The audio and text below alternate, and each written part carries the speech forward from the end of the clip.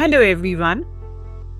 Today I take the poem My Mother at 66, which is in class 12 CBSE board. So this is the first poem of the book Flamingo.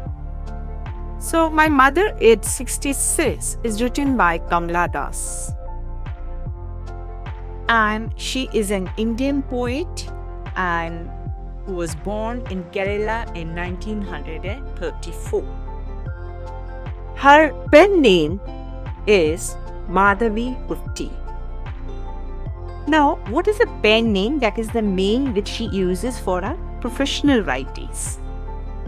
Now, one thing I must tell you that Kamla Das was in the time when there was the British rule, but her poems do not contain any kind of colonial experience.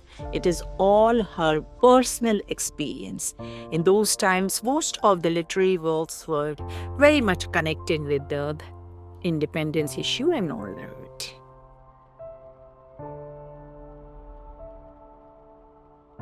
Here is the poem, My Mother at 66. Driving from my parents' home to Cochin last Friday morning, I saw my mother beside me, doors open-mouthed, her face ashen like that of a corpse, and realized with pain that she was as old as she looked, but so put that thought away and looked out at young trees sprinting, the merry children spilling out of their homes. But after the airport security check, standing a few yards away, I looked again at her, wan bay as a late winter's moon, and felt that old familiar ache, my child's fear. But all I said was, "See you soon, Amma." All I did was smile and smile and smile. So here in this poem, Kamla Das writes about her mother at 66. It depicts a feeling of love and attachment towards her aging mother. This poem has a unique feature of course, as I told you before, being written in one sentence. The whole poem is written in one sentence. It starts and it ends in the end of the poem. The sentence ends in the end of the poem. The poet is famous for her writing about her internal feeling, and no external factor is depicted. This poem is one of the best examples of bonding between a mother and a daughter. So as the poet begins, she is going from her parents' home to the Cochin airport with her mother beside her. The mother has dozed, open-mouthed, and her face is as dull as ash.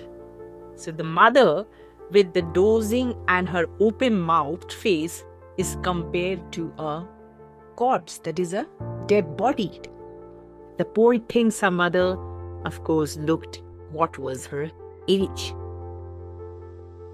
So divert her attention. What did the poet do to divert her attention?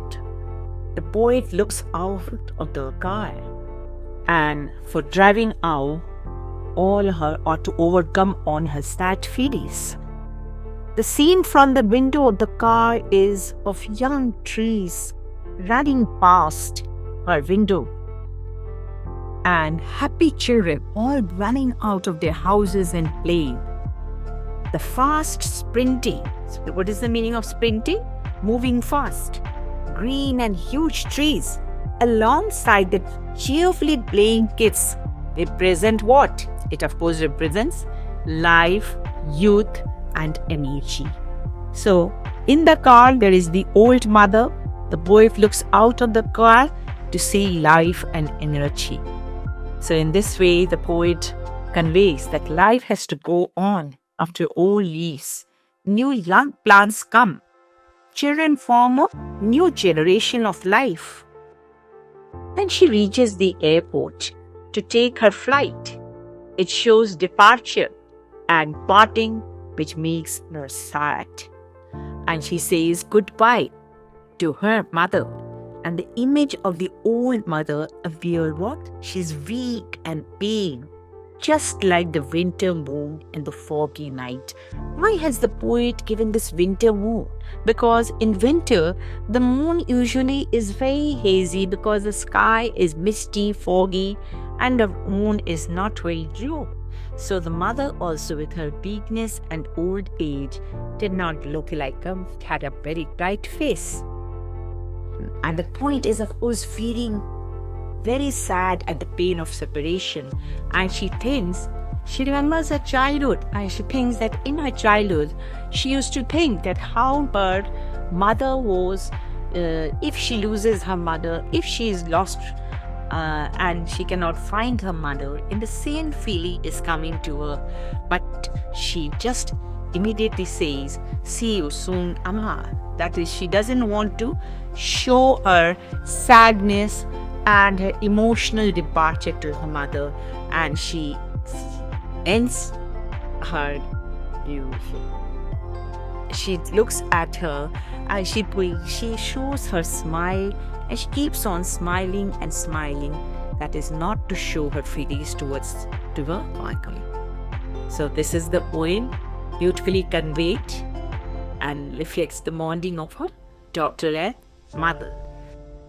So as it is that we had to see the poetic devices of the poem also. First thing you see, it's a free verse, there is no rhyme scheme.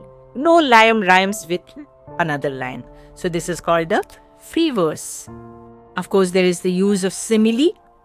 A simile is of course the comparison between two things, and there has to be the use of like and as. For example, the sentence, "A face ashen like that of a corpse."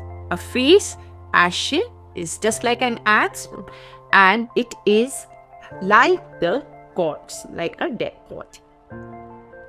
There is of course the imagery used. Imagery is when the image is or the picture is shown where the five senses are involved. So here the description about children playing, showing the image is shown, playing and sprinting trees is given. That is trees sprinting and merry children spilling out of their home.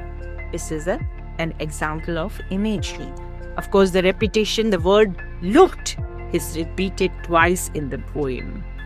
And there is the use of personification because the trees are said to be sprinting. Sprinting means running.